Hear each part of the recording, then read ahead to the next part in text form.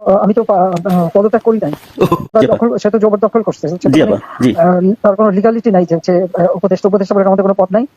যেভাবে সে ক্ষমতা গেছে এটা তো মানে মানুষ খুন করে মেরে একটা সিচুয়েশন তৈরি করে তারপরে তো সে ক্ষমতা গেল।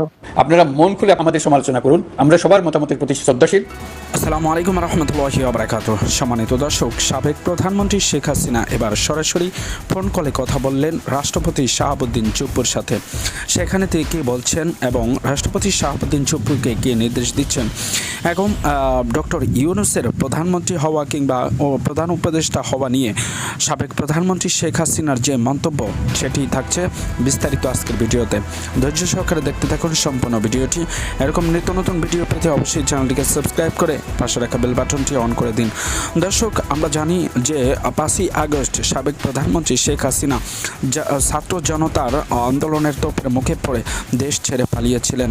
তবে তখন বলা হয়েছিল যে সাবেক প্রধানমন্ত্রী শেখ হাসিনা পদত্যাগ করে সেই পদত্যাগপত্র রাষ্ট্রপতি শাহাবুদ্দিন চুপ্পুর কাছে জমা দিয়েই সে বাংলাদেশ থেকে চলে গিয়েছিলেন ভারতে।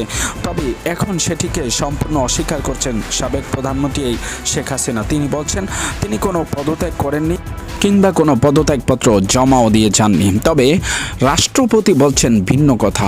এবার সকল তথ্য প্রমাণ সব কিছু উপেক্ষা করে সাবেক প্রধানমন্ত্রী শেখ হাসিনার সেই পদত্যাগপত্র তুলে দিলেন সবার হাতে।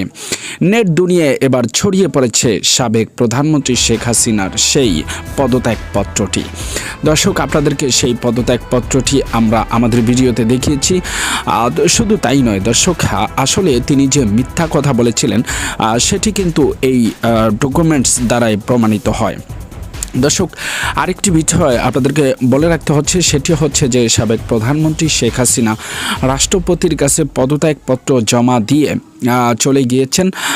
তবে সেটিকে তিনি অস্বীকার করেছেন নিজের সন্তানদের কাছেও। ইতিমধ্যে জানা গিয়েছে জয় বিভিন্ন জায়গাতে যখন তাকে প্রশ্ন করা হচ্ছে তখন তিনি বলছেন শেখ হাসিনা এখনও পর্যন্ত বাংলাদেশের প্রধানমন্ত্রী, কারণ তিনি কোনো পদত্যাগপত্র জমা দিয়ে যাননি। দর্শক, এইদিকে ডক্টর ইউনূসকে নিয়ে সাবেক প্রধানমন্ত্রী শেখ হাসিনার বিভিন্ন রকমের মন্তব্য ছড়িয়ে পড়েছে ইতিমধ্যেই।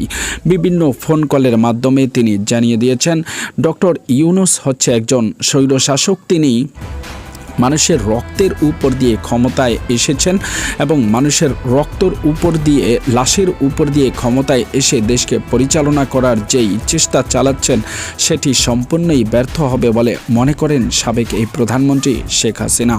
তিনি বলেন যে ডক্টর ইউনূস হচ্ছে একজন সুদখোর, একজন স্বৈরাচার, একজন খুনি। তিনি আরও বলেন যে ডক্টর ইউনূসকে গ্রামীণ ব্যাংকের প্রধান এমডি বানানো হয়, এমডি পদে নিয়োগ দেওয়া হয়। গ্রামীণ ব্যাংক প্রতিষ্ঠা করেছিলেন এরশাদ হোসেন মোহাম্মদ এরশাদ।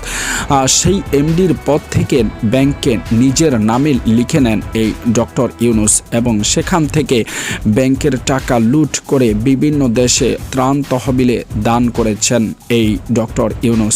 আর সেই ব্যাংক যখন দেউলিয়ার পথে, সেই ব্যাংকের টাকা যখন শেষের দিকে, ঠিক সেই সময় 450 কোটি টাকা দিয়ে এই ব্যাংককে সাহায্য করেছেন শেখ হাসিনা সাবেক প্রধানমন্ত্রী। তিনি এও বলেন যে বাংলাদেশে আবারও তিনি ফিরে আসবেন এবং বীরের বেশে যে কোনো সময় চট করে বাংলাদেশে ঢুকে আবারও বাংলাদেশের আওয়ামী লীগের রাজত্ব কায়েম করবে।